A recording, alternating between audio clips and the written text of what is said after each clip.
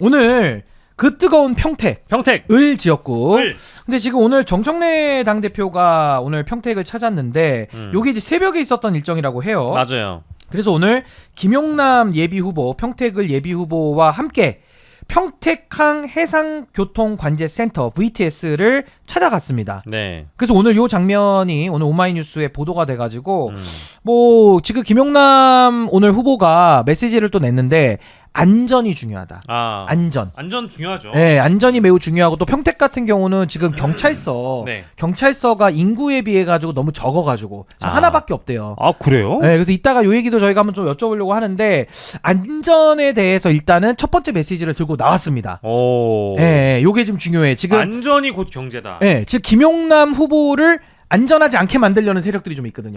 계속 그거는 찔러보는 아니 지금 평택을 위해서 어떤 메시지를 내느냐가 더 중요한 거지. 그러니까 우리 미래로 가야 되지 않습니까? 근데 미래보다는 지금 과거 발언 수집하는 분들이 오늘 꽤 많더라고요. 근데 여기에 대해서 김용남 후보가 1도 흔들리지 않고 일단 그냥 평택항 가버리는 거예요. 해상교통관제센터 안전이 먼저다. 평택 시민의 안전 드래곤이 지킨다. 드래곤. 네. 요거 메시지가 오늘 굉장히 또 당 대표와 함께 가다 보니까 굉장히 오늘 보도도 많이 되고 좀 의미가 있었다 이런 생각이 듭니다. 아마 다른 메시지들도 또 준비가 되고 있을 거라고 우리가 의심치 않고요. 네. 저희가 이따가 한번 또 여쭤봅니다. 그런 부분 얼마나 준비돼 있는지. 그 다음 기사 4번 기사 한번 좀 띄워주세요. 오늘은 좀 빨리 갑니다. 저희가 또 예정된 시간이 있으니까요. 뉴스1 기사인데요. 아무래도 평택이 뜨겁다 보니까 기사가 집중돼 있어요. 이겁니다. 김용남, 유이동, 조국 격돌하고 있는 평택 을인데요. 막판 단일화로 판 흔드나 이런 기사가 나왔어요. 이 단일화에 대한 얘기.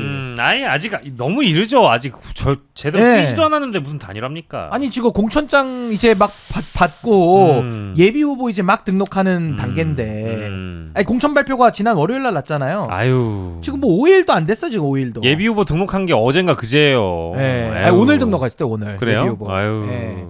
근데 이제 벌써 이제 기자들은 이런 단일화 이슈로 좀 기사를 생산해내려고 하는데 이게 재미는 있잖아요. 재미는 있으니까 계속 하는 건데 단일화는 금기어예요.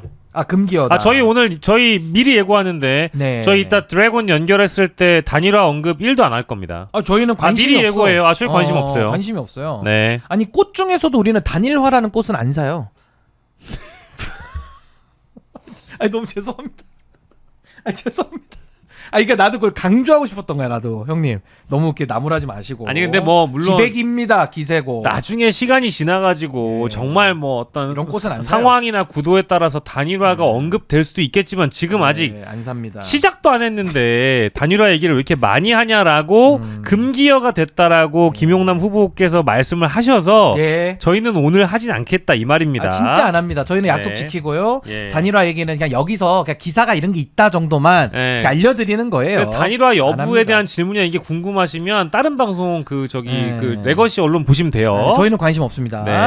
다음 기사 프레시안 거 좀 띄워주세요. 요거는 좀 저희가 얘기하고 아마 좀 저희가 깊게 좀 짚어봐야 될 것 같은데 오늘 말입니다. 서왕진 조국혁신당 원내대표 있죠.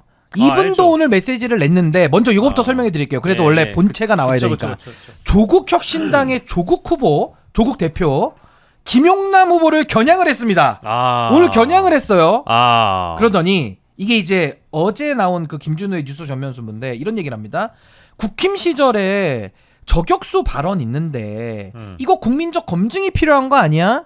라고 강도 높게 검증을 예고했고요. 여기다 하나만 더 붙이면 조국 후보가 이런 얘기를 합니다. 나는 근데 별로 또 김용남 그 공천 관련해서 난 관심은 또 딱히 없어요. 이런 얘기를 했거든요. 조격수라는 목적으로 김용남 후보가 공천 받은 거에 대해서 어떻게 생각하느냐? 관심 없대요. 그 대목에서는 관심이 없다라고 조국 후보께서 말씀하신 거예요. 근데 검증은 필요하다. 요런 약간의 약간 따뜻한 아이스 핫초코 같은 느낌입니다. 약간 좀 그쵸. 약간 모순되죠. 그래서 오늘 조국혁신당 서왕진 대표도 제 입장을 좀 전해드리면 과거 흑색 선전에 대해서 사과를 해야 된다 뭐 이런 입장을 냈어요. 근데 저희가 이따가 단일화 얘기도 안 할 거고 저희는 뭐 네거티브 이런 얘기는 아예 그냥 솔직히 궁금하지도 않고 아니 뭐 이런 거 진짜 저는 그래요. 선거 때 아니 뭐 일부 할 수도 있다고 좀 봐. 일부는 형님 그렇지. 일부 뭐 하다 보면 과열될 수 있잖아요. 우리가 뭐 축구하다가도 뭐 백태클 가끔 들어갈 수도 있지. 근데 시작부터 축구장에서 UFC를 하자 그러면은 이거 종목 잘못 찾아오신 거 아닙니까? 축구장인데 왜 UFC를 왜 글러브도 안 끼고 그냥 하십니까? 이거는 저는 조국 대표가 지금 전략적 미스라는 평가가 되게 많아요 지금 요게. 근데 지금 서왕진 원내대표 달라붙었죠. 신장식 정춘생 최고위원들 달라붙었죠. 오늘은 조국 후보까지 달라붙은 거예요.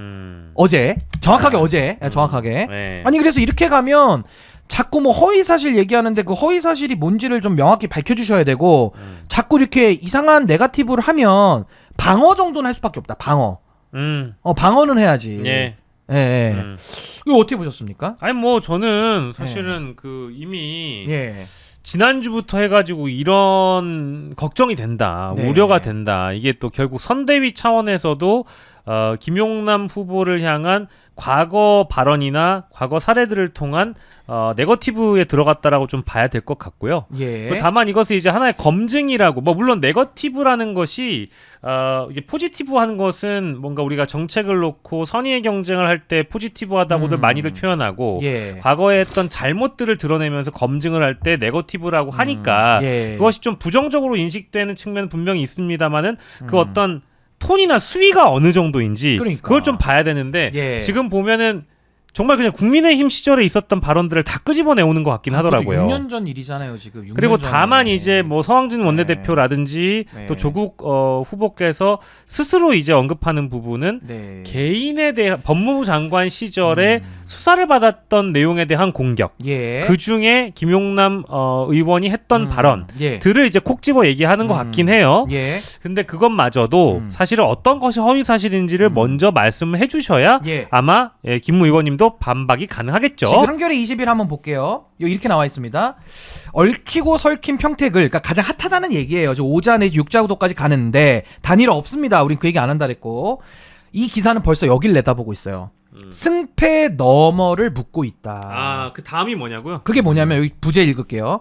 조국 사태 둘러싼 동상이몽의 복잡한 셈법이 있는데 네. 선거 이후에 각 당의 자기 정립을 위한 아주 중대한 기로에 서 있다라는 한겨레 21의 아주 깊이 있는 기사입니다.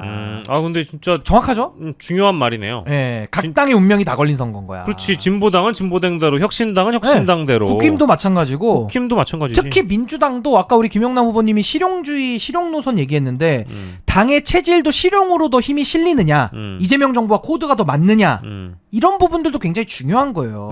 안 그러면 더 이념적, 그치. 아니면 더 과거 약간 그 진영 논리 이런 쪽으로 가면은 민주당도 더 많은 국민들 지지받기는 어려워지거든요. 예. 자꾸 이렇게 그 안주한다 그럴까? 근데 이거를 깨고 달걀이 병아리가 될 때 그걸 딱 깨고 나와야 되잖아요. 그러니까 저는 지금 굉장히 우리 한국 정치가 이 김용남 후보님 단지 개인의 선거, 또 평택을 우리 시민들의 단지 그 한 표가 굉장히 지금 한국 정치에는 저는 중요한 영향을 미친다. 아니 근데 나는 진짜 중요한 의미입니다. 진짜 많은 걸 느끼는데 네.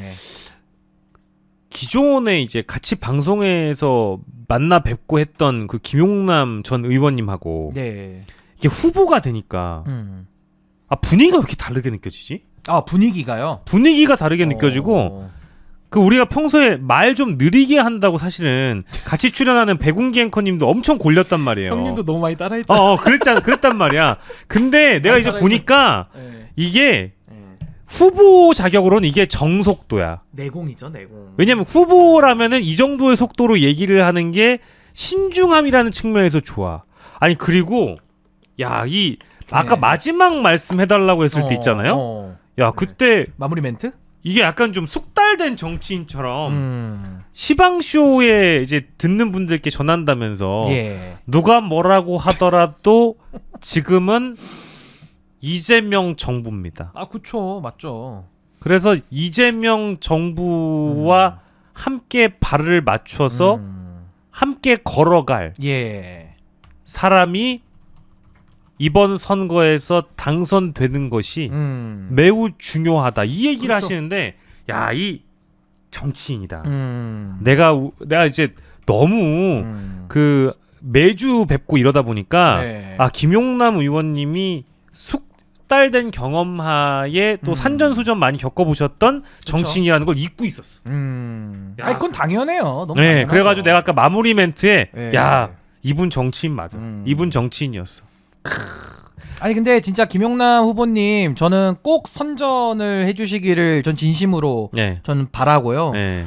그리고 저는 아까도 그 질문에 우리가 좀 넣었습니다만 중도 싸움이에요. 그리고 더 나아가서는 중도 보수, 나아가서는 보수. 예를 들면 보수에서도 보세요.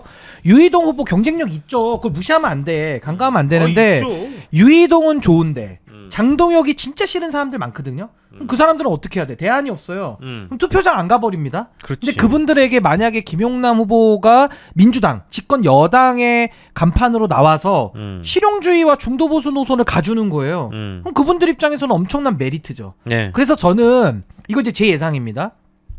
뭐 네거티브에 대해서도 대응 안 하신다고 하니까 저는 네. 그것도 솔직히 그거 힘든 겁니다. 쉽죠. 정치인 내공이 네거티브로 긁고 이렇게 갈고리 걸면은 정치도 사람인데. 한동훈 보세요. 맨날 그거 막 하잖아요. 아니 제가 대응해가지고. 언제 그렇게 말을 했죠? 맨날 하잖아요. 맨날. 제가 언제 그렇게 말을 했습니까? 보통 제가 이런다고. 언제 모든 걸 걸겠습니까? 그러니까 저는 뭐 걸 거예요? 뭘 걸어? 저는 제 머리 했습니다. 아이고 예. 그러니까 이게 보통의 정치인의 그 뭐랄까 좀 하수들이 이렇게 하는 건데 네. 저 김용남 후보님도 뭐 억울해서 하고 싶은 말이 왜 없겠어요? 있죠. 하고 싶은 말 한 트럭이야 내가 볼 때는. 근데 그런 거 그냥 안 한다 그러잖아. 그러니까 저는 오히려 정말 정치의 본령으로 다가가는 그 10년의 휴식기 동안에 어떻게 보면 쌓아왔던 내공이 한순간에 지금 폭발하는 순간이고 이게 정말 국민들이 바래왔던 이재명 정부의 정치 스타일 요런 쪽으로 가야 된다. 그 박수 받는 것 같거든요. 그래서 저는 이번에 아마 앞으로 한 5일 주말이 지나고 다음 주 중반쯤 되면 네. 저는 그때 여론조사 돌릴 때 저는 격차가 확 벌어질 걸로 봅니다. 제 생각은 그래요. 그리고 유이동 후보가 치고 올라올 거예요. 제가 볼 때는. 그러니까 이제 그거는 부산이나 평택이나 똑같아. 조직표가 달려있는 네. 곳이 더 올라올 거야. 네, 거기도 박민식이 뜰 거고. 그래서 그치. 저는 결론은 네. 김용남, 유이동, 조국 그다음에 황교안, 김재현 그리고 개혁신당 홍길동 누군지 모르니까 홍길동. 누군지 모르니까 전 요렇게 약간의 그 뭐랄까 계단식으로 딱 정리가 될 거고 그때부터는 이게 저는 좀 대세론이 형성될 가능성이 매우 높다고 봐요. 그래서 한 선거 앞두고 한 25일은 또 김용남 후보님 이거 연설이 강하시잖아. 이게 아무나 또 안 되거든요. 이게 해봐야 돼. 예, 그래서 저는 아마 대세론이 한 열흘 안에 형성이 되면 그때부터는 이제 조국 후보는 아마 할 게 없고 네거티브를 너무 초반에 세게 했으니까 이 피로감 오거든요. 네. 그럼 그 다음부터는 뭐 비전이 있었으면은 뭐 진작 안 내놨겠습니까? 근데 비전이 좀 약하다 보니까 뭐 KTS 0 얘기 조금 하더니 뭐 그 다음부터는 지금 계속 네거티브 일색으로 하다 보니 아마 그러면서 조금 더 격차가 더 벌어지지 않을까. 그래서 제가 단일화 얘기가 안 나온다는 거예요, 제가. 그래서 안 그렇습니까? 그렇죠. 단일화 얘기는 비등비등할 때 단일화가 나오지 뭐 한참 벌어졌는데 아니, 단일화 안 해도 이기면은 단일화 왜 합니까? 그렇죠. 그냥 자력으로 당선되면 되는 거예요. 그래서 저는 한 35에서 40% 정도를 김용남 후보가 얻지 않을까. 지금까지 그 김용남 후보의 그 여론조사 수치는 최저치였어요. 제가 느끼기엔 이미 민주당의 파이로 가져갈 수 있는 그 여론조사로는 이제부터 시작이기 때문에 거기에 인물 경쟁력까지 더해지면은 35까지도 나올 수 있으니까. 예, 이제 더 지켜보면 김용남의 시간이 이제 곧 도래할 수 있다라는 것이고 이게 한편으로는 그거 있어요. 예전에 부산 439에서 장제원, 손수조, 배재정 이렇게 붙었을 때 사실은 처음에 막 장제원 의원이 무소속으로 출마했을 때 50 몇 %씩 나왔다고. 맞아요. 그 439 거기. 근데 막상 439 이제 뚜껑을 열어보니까 어떻게 됐어요?